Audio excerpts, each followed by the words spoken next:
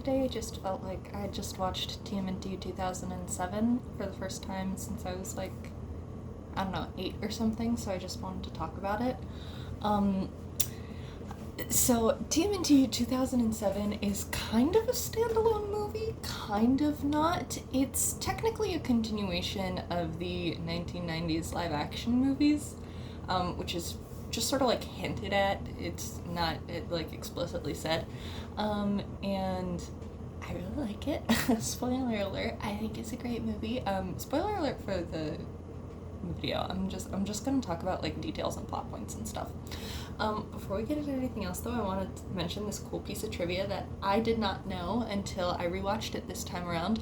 Obviously, James Arnold Taylor does the voice of Leonardo in this movie. James Arnold Taylor, of course, being Obi-Wan Kenobi from the 3D animated Clone Wars TV show, and also Ratchet in Ratchet & Clank, but he was not Ratchet in the first Ratchet & Clank game.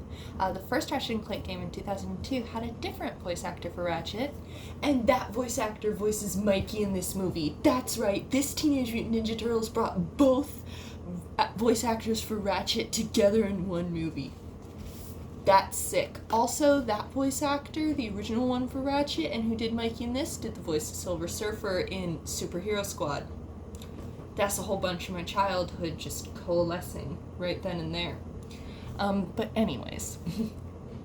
So, I'm gonna break down the plot real quick. TMNT 2007 movie opens up with Lawrence Fishburne narrating a thing about, like, 4 brothers. It's the Turtles. You know these guys. Anyway, their brotherhood is about to be tested because this guy, 3,000 years ago, opened a portal to another dimension and it made him immortal, but turned all of his family, like his best buds, to stone, and released 13 monsters on the world. And guess what? Planets are coming back into alignment to reopen that portal again. Uh-oh. And then the next scene that we get is like somewhere in like South America or something, I think, and it's like this tiny village that's being robbed by dudes who are like, thank you for paying for your protection, the usual thing, you know. And then they go out into the woods with all the stolen valuables and stuff, and obviously they get got, and they're like, it's the ghost of the jungle, and it's like, the one dude is like, I'm not afraid of any ghost, and then Leo drops down from the trees, and the guy's like, what are you? And it's Leo. So valid reaction to be like, what the hell? That's a turtle, that's a person. And he has katanas? That's a Teenage Mutant Ninja Turtle from New York City who's fighting me with Japanese weapons in South America? What's happening right now? So like Leo returns the valuables and stuff, and then the next thing we see is April O'Neil in like a little jungle explorer outfit, and a kid is like, I saw the ghost of the jungle over there. Do you know him? He wasn't always a ghost. And she goes and she's like chopping at leaves, and I noticed that she didn't actually seem to be chopping anything, which is just funny. And she finds Leo, and she's like, they talk around a campfire and use this as an opportunity to like real quick establish the point that everyone's at. So Leo's doing vigilante stuff in South America. Donnie is an IT guy. And I didn't expect this joke from it. No, I am not playing hard to get. I told you, this is not that kind of phone line. Which is just, Donnie's my favorite one in this movie. Obviously he and Mikey are not, like, super fleshed out in this movie. Because, yeah, they usually weren't in the 90s movies either, but still, Donnie was my favorite in the 90s movies, and Donnie is my favorite in this one as well. He's just fun. I just like him. My favorite is always either Donnie or Raph, and Raph is really great in this movie, but Donnie is really funny. I just enjoyed him the most. But anyway, he's an IT guy. And now he's just, like, dealing with that, and Leo's like, why would he take that job? And April's like, better than Mikey's job, and Mikey is dressing up as a cartoon turtle to do kids' parties. Cowabunga Carl. Which I just love whenever something like a TMNT franchise takes an opportunity to have one of the turtles put on a costume that looks like the 87 animation style, which is what happened here, so I love that. That's great. And then, so that's just what he's doing, and then it's like, what's Raph up to? Raph just sleeps all day, and then Leo's like, well, what does he do all night? Duh. And then it cuts to Raph Batmaning. He's just Batmaning. He's called the Night Watcher, and he's like the Dark Knight style kind of Batman, where he's like full body armored and stuff, and he's just Batmaning. And there's this really funny bit with like this random group of criminals that he comes across where they robbed a place, and one guy runs out and he's like, I got a toaster, and the boss is like, great job, we all admire your work ethic. That was really fun. I was a little surprised because I didn't remember this movie being as funny as it is, but there's a lot of really funny good jokes. Sorry, it's 3 a.m. Almost 4 a.m. So I'm yawning a lot. By the way, you can't see it in shot, but I'm wearing a Teenage Mutant Ninja Turtles hoodie right now. Hoodie. And then after that, it's like just April and Leo chatting at the fire, and April's like, your special training ended a year ago. And Leo's like, well, I can't go back a failure, so I'm not coming back. And Leo's like, your family is literally falling apart without you. And he's like, whatever. And then he disappears. So she goes back to America because she wasn't just there for Leo. She was there finding like this statue for a super rich dude voiced by Sir Patrick Stewart. So she brings the statue back. She brings the statue back, and she calls Casey, and they're dating in this movie. So they like call each other babe and stuff, and it's very cute. And she calls Casey and is like, why aren't you here with the delivery truck? And he's like, the alarm broke, and then he just smashes it. And she's like, okay, well, it's bad enough you do vigilanteing still every night. Can you just come and like help me deliver the statue to the extremely rich man that we have a contract with? So he comes and he helps with that. And they take this statue to super rich guy voiced by Sir Patrick Stewart, and he's like, yeah. He's like, you have no idea what these statues mean to me. They're like family. I didn't choose them. You don't choose, you choose your friends, but never your family. And April goes, okay. Anyway. Which is a valid reaction to that. It's like, what do you say to that? Sir, are you secretly 3,000 years old and knew these people as people? Maybe if you knew Teenage Mutant Ninja Turtles, you should probably ask that, but she doesn't. Also before that, Casey accidentally broke something in the lobby and like giant metal doors closed down, cartoon security, and that's relevant for a thing that happens later, but not super relevant. And then after Sir Patrick Stewart is done being weird about the statues and April and Casey leave, Karai and the Foot show up, and he's like, please kill me before I have to go to a shareholders meeting. I don't want to. And Karai is like, yeah, we're not here to kill you. You had like some kind of deal for us? And he's like, yeah. I've got some friends coming into town. Will you be on the lookout for them? I mean, okay, but what do they look like? Oh, you can't miss them. It's like, dude, come on. It's 13 giant monsters. Maybe prepare the people who you're asking to capture them for capturing giant monsters. Your crypticness is gonna bite you in the ass. Anyways, we also get a little spot of like, seeing how what the turtles do, how the turtles do, and they do bad. they're not thriving. And we get this fun sequence of like Mikey skateboarding in the sewer. Obviously fun, love it. And then he gets home and he's like, oh, everything sucks now. Oh, the news is talking about housing markets. Ooh, the news is talking about the vigilante guy. That was real fun. And then this comes the biggest point of contention for me in this movie. Mikey's like, oh man, I remember that feeling. And Donnie's like, those glory days are long over, Mikey, and they're never coming back. And this is the thing, this is my only big thing with this movie. I think everything in this movie is actually really well done. The plot is like very, very large for an hour, 40-minute movie, but they actually handle most of it pretty well. Oh,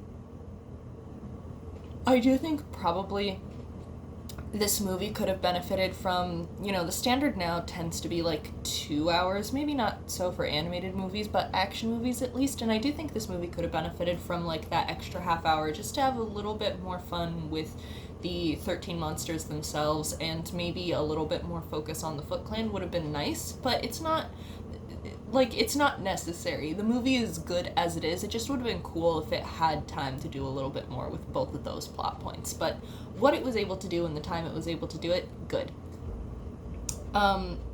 Anyways. What was I saying? Oh yeah, so Mikey's like, woo, yeah, that used to be fun. And Donnie's like, those glory days are over. And my only thing with this movie, hang on. The Beast wished entry. Now she's yelling at me from under my legs. The only thing with this movie is I don't totally understand the timeline of it. So in the 90s movies, I think that they were about like 15, 16. And in the Next Mutation, they were about to turn 18. But we're not going to talk about that because clearly this movie treats the Next Mutation like the Scooby-Doo franchise treats Scrappy-Doo and Valid. The Next Mutation was not great. So like, when that TV show came out, it was supposed to be the continuation of the 90s movies, but obviously 2007 is sort of a replacement in that timeline for it, so.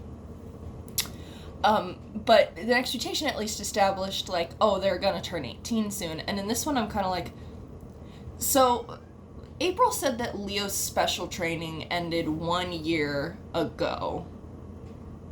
Or, like, yeah, so, first off,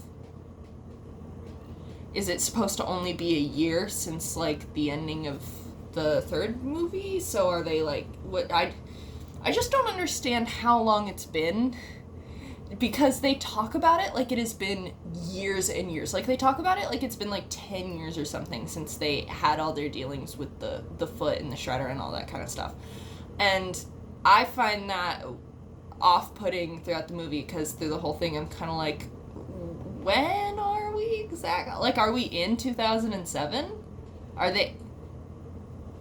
What's the timeline rewrite going on here? Like, it's a kind of a continuation of the 90s movies. It's very 2007 in its music and its vibe and the world that it inhabits, but if this is supposed to be 2007, they wouldn't be teenagers anymore, but is laid out like 1 year, so presumably they are still at least 17 or 18, maybe 19. But timeline makes it seem like it wouldn't necessarily be that. Is the little man demanding entry too? And then not coming in?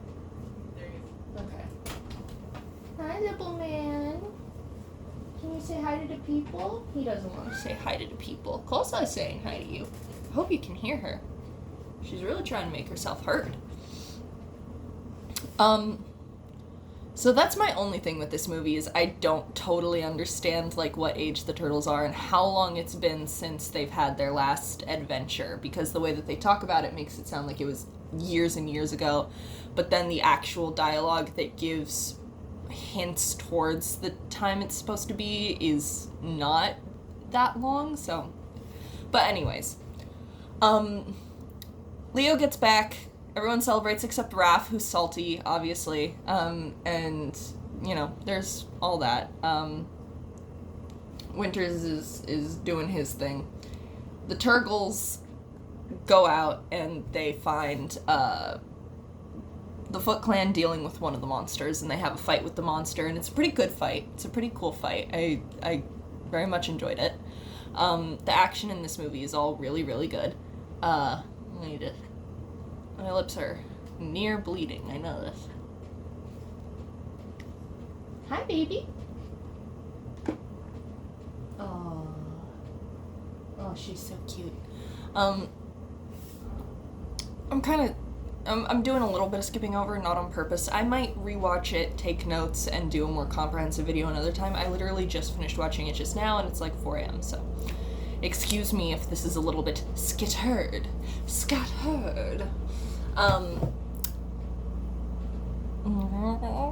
Okay.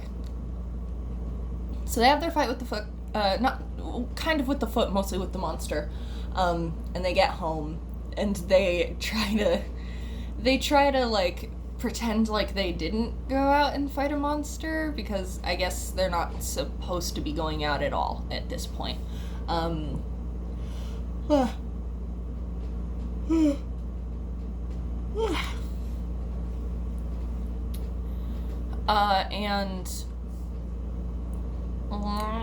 I'm sorry, that keeps happening. I'm so tired. Oh my god.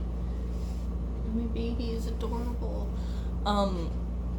They try to get home, and the next morning they're like trying to pretend like nothing's up. Raph and Leo are having contention because the monster totally whooped their butts because they were struggling to, act as a team and all that.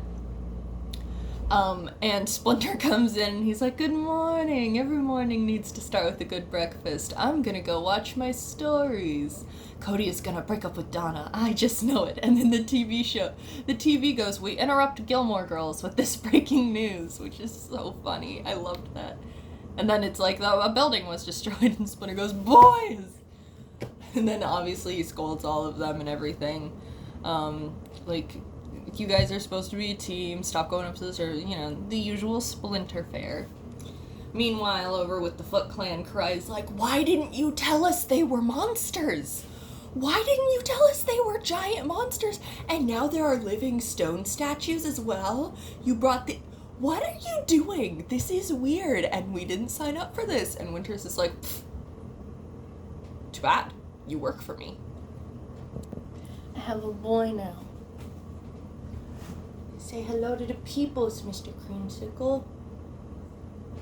He's a wonderful boy." And Winters is like, "Boo-hoo, you work for me now. And there's more monsters, and also you have to take my stone generals, and they're gonna help you. You guys are the eyes and ears, but they're the muscle.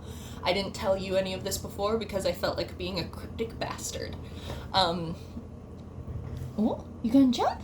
You gonna jump? Wow, he did a jump. Wow. He's gonna go interrupt his sister, who just bit me. But it's fine.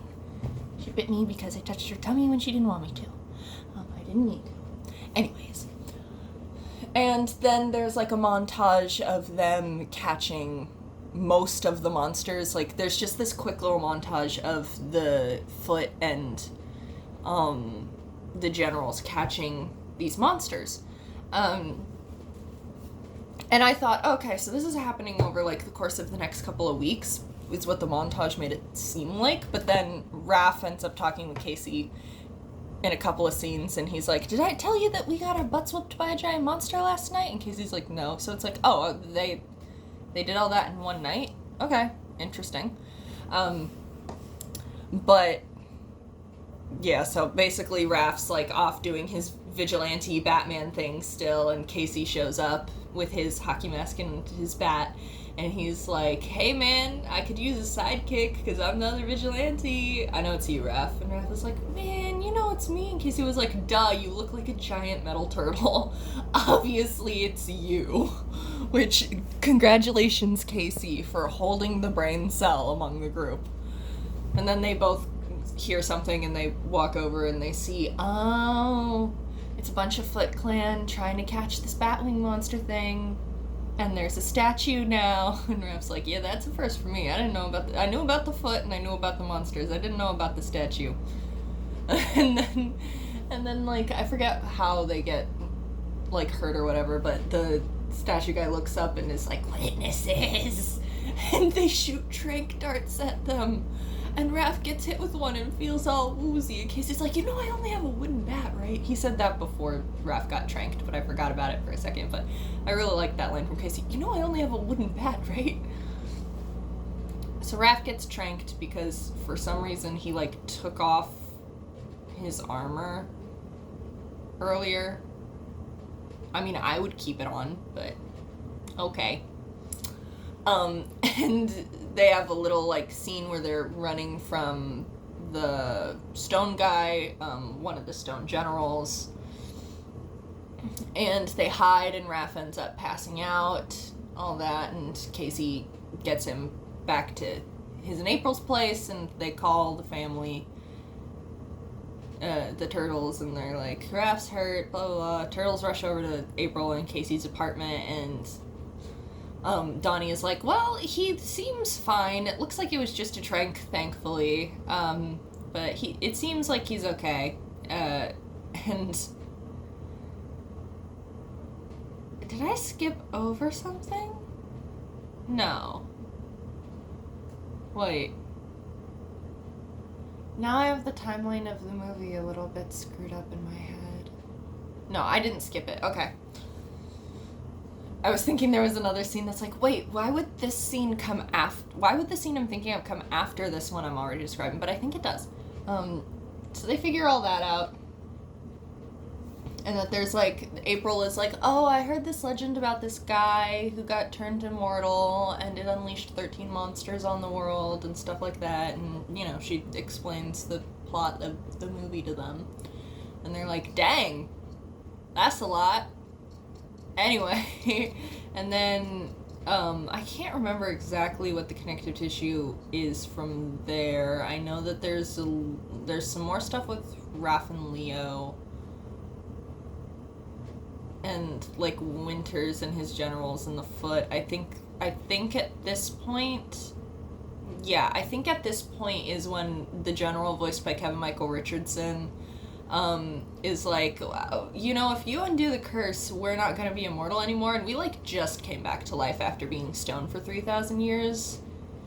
Like, we'll die. And Sir Patrick Stewart is like, don't question me. And his general is like, I'm gonna use the next half part of this movie to be my audition tape for the role of Shredder in 2012. So, after that, I think comes a very good scene. Raph is doing his Batman thing again, and he sees, like, there's this diner place that's got invaded by this, like, very small gremlin monster. And the guy, like, you know, presses a panic button to call the cops, and there's another dude just reading a newspaper, and you'd think, like, he was plot important in some way, but he's just a dude reading a newspaper. Maybe he would have been important in the sequel that never happened, but there's just, like, a guy reading a newspaper in there who doesn't react to anything. And Raph comes in, and he's like, don't worry, I'll take care of this. And then there's a slapstick comedy sort of fight scene between Raph and this little monster, set to Black Betty, which was a cool music. I enjoyed the scene very much. It's a good scene.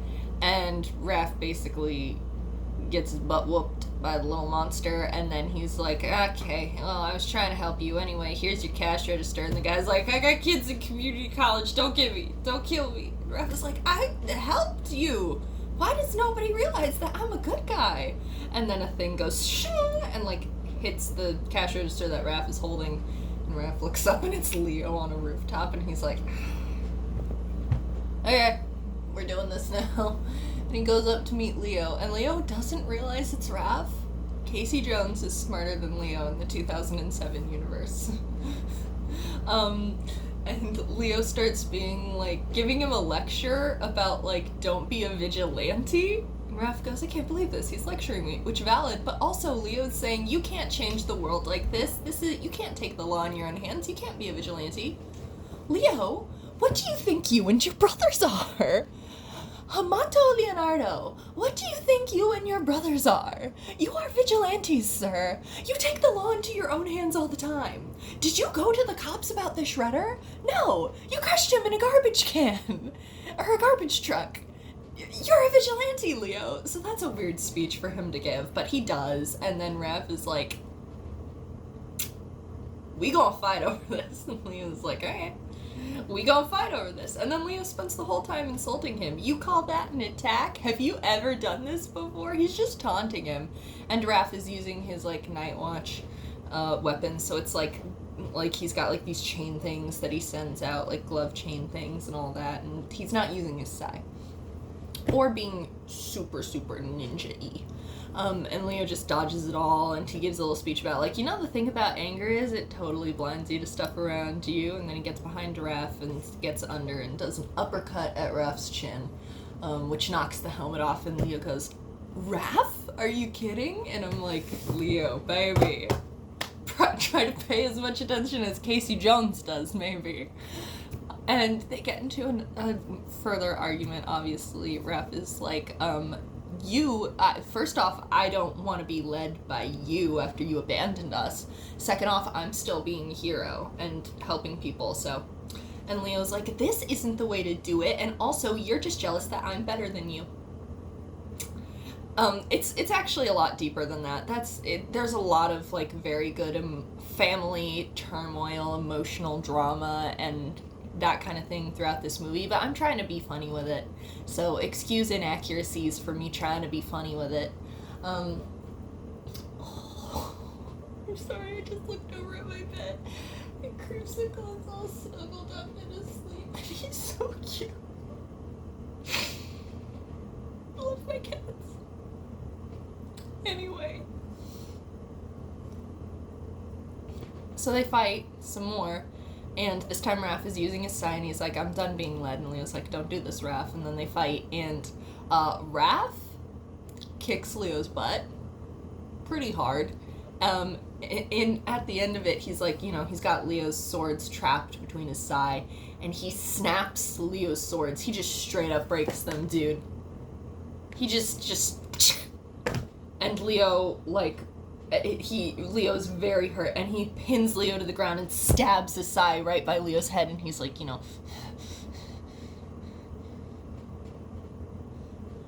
then he realizes, like, I just almost killed my brother. I was mad at him for leaving us, and now I just almost killed him. And Raph runs away in the rain, crying. He's straight up, like, crying, sobbing. I love it. I love it. I love it when Raph is not just angry, but, like, generally extremely emotional. I love it when Raph is emotional, and that's what the anger is. It's extreme emotion, it's passion, it's feeling everything super deeply. I love that.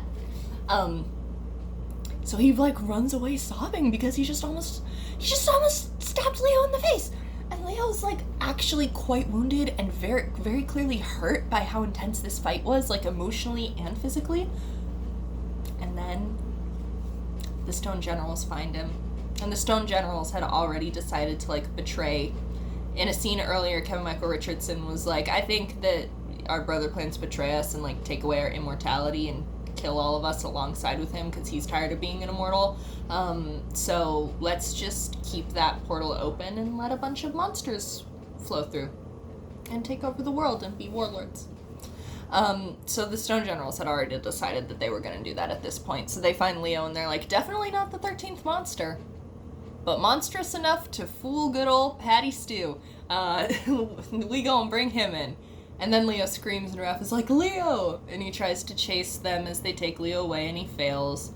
And he collapses to his knees and screams no, and he's very upset. And he stumbles back into the lair and knocks stuff over, and he's like, I messed up big time. I messed up so bad, Master Splinter. I understand now why you made him the leader, and why he's the better son. And Splinter's like, Raph, even though you're not always my favorite student, that doesn't mean that I don't love you as my son. You are my son. You are passionate, and you bear the weight of the world on your shoulders, but you have all the qualities of a good leader if you would just temper them with compassion and kindness. You know, he gives this great, I love, 2007 Splinter is the GOAT. And it's just this very wonderful speech to Raph, and I love that his like, bearing the world on the shoulder, being a protector is highlighted there, because I love when that's a thing for Raph. And Raph is like, thank you, but I really messed up. And he pulls out the broken swords, the broken katana. He sets them down and he says, they took Leo. And Mikey's there and he hears it. And Splinter is like, everyone's like,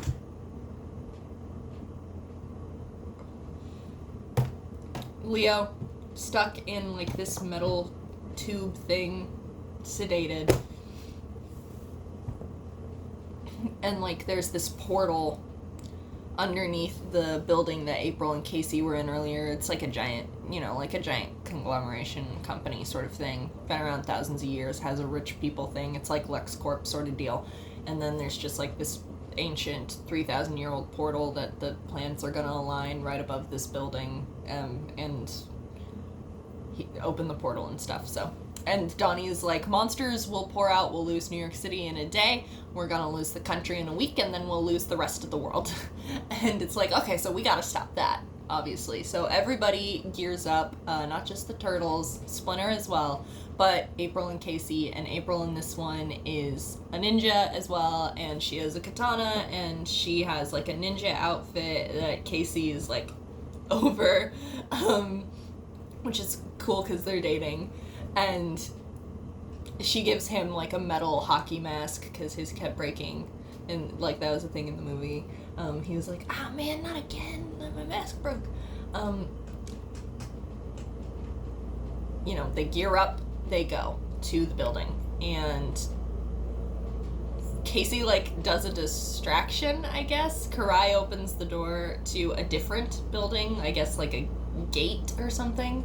And Casey has Mikey's turtle costume head on, and he's like, Cowabunga Carl here for a 13-year-old's birthday party, and Karai is like, you are in the wrong building. And everybody else sneaks over a fence or a wall or whatever. And I do have to say, I say this with love for both of the ones I'm about to mention, and people said that 2012's New York City was empty. But anyways, so they go inside of this, like, courtyard area, and we see Patrick Stewart in, like, opening the portal, everything's opened up, monsters start getting taken in, whatever, and then, because Leo is not the 13th monster, the portal, like, doesn't close, their curse isn't lifted that keeps him immortal and them stone, and he's like, what have you done? And Kevin Michael Richardson is like, yeah, we decided that we don't want to die. And we want to conquer the earth with an army of monsters. So, sorry, we're not your family. Boo you. And then we get a fight scene in this courtyard area outside, where it's very cool, everybody's fighting, we get to see Casey doing his thing, we get to see April being a cool ninja, we get to see the brothers working together, we get to see Splinter kicking butt, and then and it's a bunch of, like, Foot Clan, and they manage to get inside, and Casey knocks over another expensive vase, so that the thing I mentioned earlier, where the giant metal doors, like, collapsed all around the room, stopped the Foot from getting in more. And they check and they find the cage that Leo is in, they get him out, Raph hands him new swords and is like, you need these if you're gonna lead us out of here, and Leo's like, and I need you, repaired relationship, the usual Raph-Leo sort of storyline, especially for the 90s movies. And then there's just like, and Patty Stew lands in front of them, and they're like, we know what you're up to, man, with the portal and everything, it's time to stop this. And he's like, I couldn't agree more, that's what I was actually trying to do this whole time, but my family betrayed me. We need the 13th monster in order to close it so that I can die and they can die. And the generals come down like, yeah, that's not gonna happen, lol. And somehow the Foot get in at this point, like, I guess that maybe the security system lifts up or something, but they come in just soon enough to hear, like, oh, the world's gonna be destroyed? And then the general is like, Foot Clan, join us. And Karai is like, the Foot Clan have honor, we work for winners, not you. And I'm like, this is a continuation of the live-action 90s movies where the Foot Clan was not, like, an ancient ninja clan from Japan, but rather a dude who gathered up the city's wayward teens and young adults, let them smoke and drink in a warehouse, was like, I'm your father now, and that was the Foot Clan. I don't know when that particular version ever had anything to do with honor, but I guess things are different now that Karai is in charge. So they're like, we'll help get the 13th monster, and April and Casey run off to get the 13th monster, and the boys fight the four generals, the four stone generals, and Winters or Patty Stew and Splinter fight the various monsters that are coming through the portal. So that's a whole thing that, like, you know, we get those fight scenes, we get a scene of April and Casey driving the turtle van around, and like Karai and her foot guy are just in the back. They're just like riding in the back seat while April and Casey bicker about the driving skills. Just like, you'd think they'd be more worried about the 13th monster chasing us, and the 13th monster is like a gigantic dinosaur thing, and it's just chasing them through New York City, so that's what they're doing. And then we have like the fight scenes with the turtles fighting the generals, and one of them shouts like, "Are you doing okay, Master Splinter?" And Splinter is just kicking monsters back to the portal and goes, "We should do this more often." I love him. 2007 Splinter is incredible. He watches soap operas. He is kind to Raph about his anger issues and acknowledges that it comes from a place of passion and protectiveness and just feeling a lot of feelings and wanting to protect the world. He is wise, he is cool and a good fighter. I really like 2007 Splinter. To be honest, I'm kind of okay that we never got a sequel to this movie, even though a sequel would have been really cool. I'm kind of alright with the fact that there wasn't a second one, simply because after 2007 came 2012, and 2012 is my favorite iteration of Teenage Mutant Ninja Turtles, and I don't know if 2012 would have happened if we had gotten a sequel to this movie. So purely for that reason, I'm like, I don't mind that it didn't get a sequel. But if it had gotten that sequel, that would have been Mikey taking care of his demutated brothers with a Shredder return thing. If we had gotten that sequel, I really would have wanted at most to see more of this version of Splinter, because I really like this version of Splinter. He's not super in a lot of the movie, but I really, really like him. And obviously, like, all of the voice actors did incredible jobs as the Turtles. Anyways, so they're all doing the fight. Kevin Michael Richardson guy, he told like the Foot Clan to join them and everything, so I was like, oh, auditioning for his role as Shredder. And then he also tells Raph, like, you're a good fighter, you should join us. And I'm like, girl, did he literally just send in these clips for his audition tape to be Shredder in 2012? Like, Shredder in 2012 did the brainworm on Raph. That's like a whole thing. Anyway, I just thought that was neat, and obviously Raph is like, no. And then he throws him over the railing of the balcony that they're on, but then the guy's still alive because he's an immortal made out of stone. Raph is like, oh, come on. So they keep doing their fighting, and they manage to, all the monsters get slurped up into the portal, and they manage to knock the stone guys into the portal, but then they come back out like, haha, we're immortals. You can't get us without that 13th monster.